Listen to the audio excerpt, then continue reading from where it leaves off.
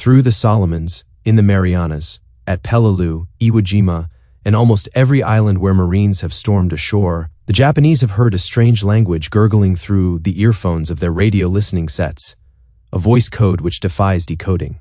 To the linguistically keen ear, it shows a trace of Asiatic origin and a lot of what sounds like American double talk. This strange tongue, one of the most select in the world, is Navajo, embellished with improvised words and phrases for military use. For 3 years, it has served the Marine Corps well for transmitting secret radio and telephone messages in combat. The dark-skinned, black-haired Navajo code talker huddled over a portable radio or field phone in a regimental, divisional, or corps command post, translating a message into Navajo as he reads it to his counterpart on the receiving end miles away, has been a familiar sight in the Pacific battle zone. Transmitting messages which the enemy cannot decode is a vital military factor in any engagement, especially where combat units are operating over a wide area in which communications must be maintained by radio. Throughout the history of warfare, military leaders have sought the perfect code, a code which the enemy could not break down, no matter how able his intelligence staff. Most codes are based on the codist's native language. If the language is a widely used one, it also will be familiar to the enemy, and no matter how good your code may be, the enemy eventually can master it. Navajo, however, is one of the world's hidden languages. It is termed hidden, along with other Indian languages, as no alphabet or other symbols of it exist in the original form. There are only about 55,000 Navajos, all concentrated in one region, living on government reservations and intensely clannish by nature, which has confined the tongue to its native area. Except for the Navajos themselves, only a handful of Americans speak the language. At the time the Marine Corps adopted Navajo as a voice code, it was estimated that not more than 28 other persons, American scientists or missionaries who lived among the Navajos and studied the language for years, could speak Navajo fluently. In recent years, missionaries and the Interior Department's Bureau of Indian Affairs have worked on the compilation of dictionaries and grammars of the language, based on its phonetics, to reduce it to writing. Even with these available, it is said that a fluency can be acquired from prepared texts only by persons who are highly educated in English and who have made a lengthy study of spoken and written Navajo. One of the reasons which prompted the Marine Corps to adopt Navajo, in preference to a variety of Indian tongues as used by the AEF in the last war, was a report that Navajos were the only Indian group in the United States not infested with German students during the 20 years prior to 1941, when the Germans had been studying tribal dialects under the guise of art students, anthropologists, etc. It was learned that German and other foreign diplomats were among the chief customers of the Bureau of Indian Affairs for the purchase of publications dealing with Indian tribes. But it was decided that even if Navajo books were in enemy hands, it would be virtually impossible for the enemy to gain a working knowledge of the language from that meager information. In addition, even ability to speak Navajo fluently would not necessarily enable the enemy to decode a military message, for the Navajo dictionary does not list military terms and words used for jeep, emplacement, battery, radar, anti-aircraft, etc. have been improvised by Navajos in the field. The adoption of code talkers by the Marine Corps stemmed from a request for Navajo communicators by Major General Clayton B. Vogel, then Commanding General, Amphibious Corps, Pacific Fleet. A report submitted with his request said a Navajo enlistment program would have full support of the Tribal Council at Window Rock, Arizona Navajo Reservation. Acting on this request, the Marine Corps' Division of Plans and Policies in March 1942 sent Caller Weathered Woodworth to make a further report on the subject, and a test was made at the San Diego, California Marine Base to determine the practicality of Navajos as code talkers. The test revealed that the Navajos who volunteered for the experiment could transmit the messages given, although with some variation at the receiving end, resulting from the lack of exact words to transmit specific military terms. For example, enemy is pressing attack on left flank would come out. The enemy is attacking on the left.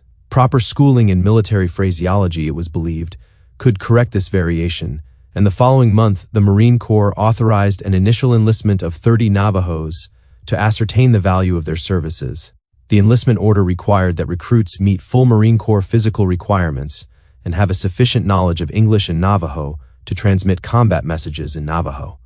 The recruits were to receive regular Marine training, attend a Navajo school at the Fleet Marine Force Training Center, Camp Elliott, California, and then receive sufficient communications training to enable them to handle their specially qualified talent on the battlefield. All the recruits spoke the same Navajo, basically, but there were certain word variations. In Navajo, the same word spoken with 4 different inflections has 4 different meanings.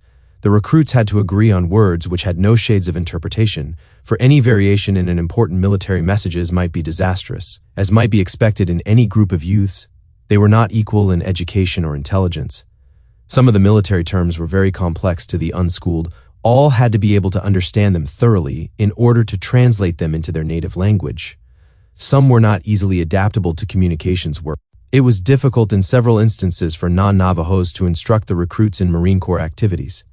A few Marine instructors were unable to cope with the typical Indian imperturbability. On the other hand, many of the recruits were well-educated, intelligent, and quick to learn. A number had worked for the Bureau of Indian Affairs as clerks, and almost all the Navajos had the highly developed Indian sensory perceptions. There were some recruits like PFC Wilsey H. Bitsy, whose father is district supervisor of Mexican Springs NMEX, Navajo district. Bitsy became an instructor in the Navajo school at Camp Elliott for a time and helped work out the much-needed military terms. He went on to join the Marine Raiders, and at New Georgia, his Navajo ability helped the Raiders maintain contact with the Army command at Munda, while the Marines knocked out Japanese outposts in the jungle to the north. Other code talkers went with the 3rd Marine Division and the Raiders to Bougainville. There's some manned distant outposts maintaining contact in Navajo by radio.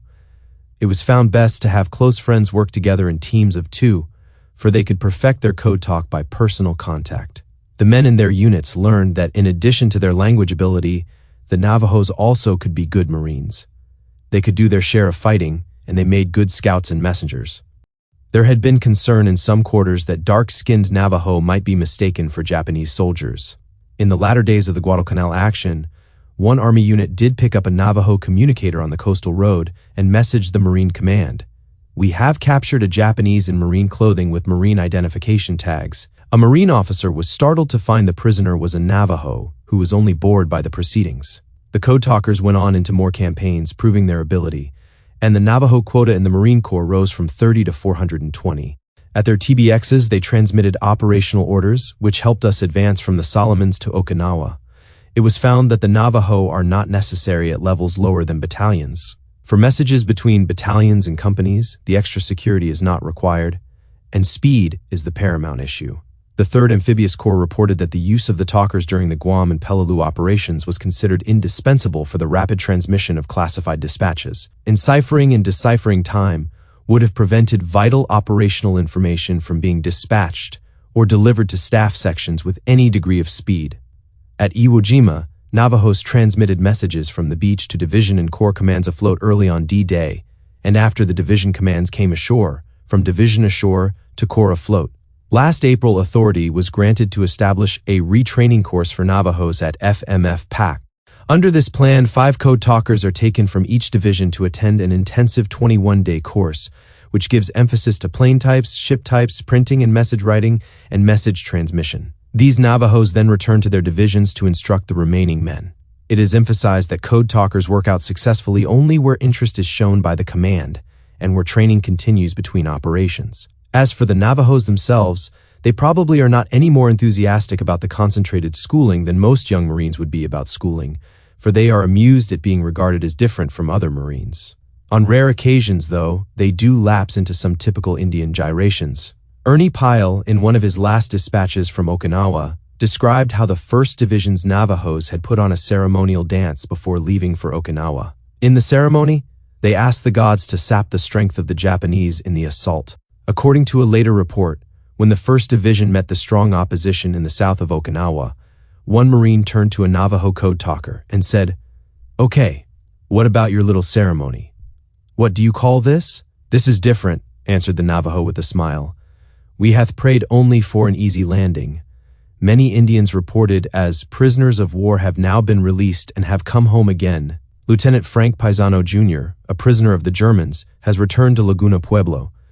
During his absence, he was awarded the Air Medal, which his wife accepted in his name. Omar Schonborn, Chippewa, once reported dead, was one of 83 men who escaped death when the prison ship carrying them to Japan was sunk off late. He managed to swim ashore, and to hide from the Japanese until the arrival of the American forces. Gilmore C. Daniels, Osage, who joined the Royal Canadian Air Force early in the war, spent nearly 4 years in a German prison camp before the advancing armies released him. Another Osage, Major Edward E. Tinker, a nephew of General Clarence Tinker, was taken prisoner when he crashed in Bulgaria and was freed by the Russian advance. Among the American prisoners released by the 6th Ranger Battalion from Cabanatuan Prison in the Philippines on January 30th, 1945, was Major Carol L. Picot, Sioux, Omaha, formerly of Nebraska but now stationed in Oakland, California. Major Picot was called to active duty with the Air Corps in September 1941 and sent to the Philippines. On his arrival in Manila, he was assigned to duty as Associate Engineering Officer at the Philippine Air Depot, Nichols Field. After the Japanese air attack on Nichols Field, December 8, 1941, when most of the serviceable American aircraft were destroyed, Major Picot assisted in the organization of a Provisional Air Corps regiment, which fought as infantry from January 1, 1942, until the capitulation of Bataan on April 9 of that year. He was in the famous Death March from Bataan to the first American prisoner of war camp at O'Donnell, covering 80 miles in 3 days with 1 meal of rice. In June, he was moved to Cabanatuan, where he remained until released by the Rangers 2.5 years later. During the last days before the fall of Bataan, he was recommended for the Distinguished Service Cross and the Silver Star.